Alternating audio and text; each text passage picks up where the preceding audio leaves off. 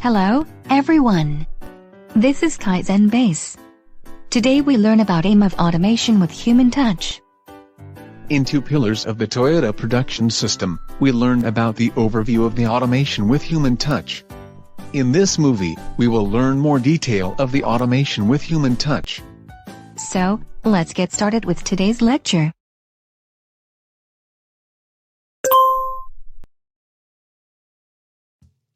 Mio seems to understand just in time certainly. Now she is giving a lecture to people in a factory eagerly. She looks like a very good teacher. Oh. She teaches just in time and detail, but a description of the automation with human touch looks short. I find she is not confident about it. Mio, you gave a good lecture. You look like a good teacher. Really? Oh, I should try harder. By the way, I heard your lecture at the back. And your explanation about the automation with human touch was short, wasn't it? Oh. No. No, it wasn't. You look nervous. You said about the automation with human touch, didn't you? I understand it completely. Mio, your voice and body got small. Ah, well, okay, I give a special lecture for now. Yes. I'm looking forward to it. You're in fine form. Let's understand why the automation with human touch is as important as just in time exactly. First of all, we review previous lectures. What is the basic philosophy of the Toyota production system? It is to reduce costs through the thorough elimination of waste. Yes, correct. So, what are the two pillars of the basic philosophy? One of them is just in time, which is the idea to make and supply what is needed, just when it is needed, just in the amount needed. The other is the automation with human touch, which means to stop operations and let operators know what happens immediately if the abnormal state or in case a problem occurs. Exactly. So, what is the difference between just automation and the automation with human touch? Just automation means to replace man's operation with a machine. On the other hand, the automation with human touch means to replace man's activity or ability with a machine. That's right. And, what is a good point to replace man's activity with a machine? If the machine has something abnormal and an operator is not buying it, it can break down or keep making defect products. Then a big loss will occur. If replacing man's activity with a machine, such troubles can be avoided. Additionally, a person who monitors whether something abnormal happens is not required. That can limit labor costs and reduce the cost. Yes, exactly. So far, we summarized what we learned previously. And I'm explaining more detail. In the automation with human touch, the following three of men's abilities are mainly replaced with a machine. To stop by judging whether a machine is abnormal. To stop by finding whether abnormal quality occurs. To stop by judging whether there is something abnormal in a line or a process. Do you notice anything in those three? Let me guess. I found it. All of them have abnormal and stop. You noticed that. As you said, the automation with human touch is an idea to stop when something abnormal happens. The stop is easy to say but might make many people confused at first. Generally, stopping a line or a machine will increase production losses. Besides, when an operator stops them, other operators blame him, such as, "Why did it stop?"